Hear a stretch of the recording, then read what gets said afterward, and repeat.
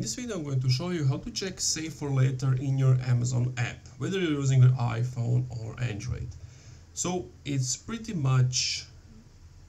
simple. So let's just say this is the product in name, and what you want to do is add to basket or add to cart.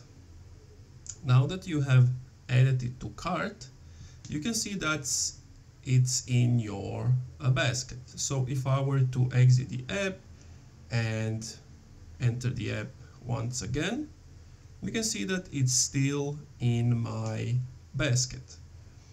But if you want to save it, you want to scroll down. There is going to be a save option. Oh, sorry, you have to go all the way to the top, and you see this heart icon. You want to press on the heart icon, and it's going to tell you that item saved to shopping list.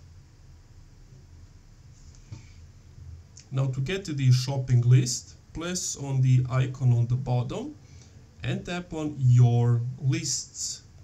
And from there, as you can see, this is the charger I just added. It's in my list. If I want to remove it, click on the three dots, delete, and that's it. Thank you for watching this video. If you enjoyed, leave a like, comment, subscribe.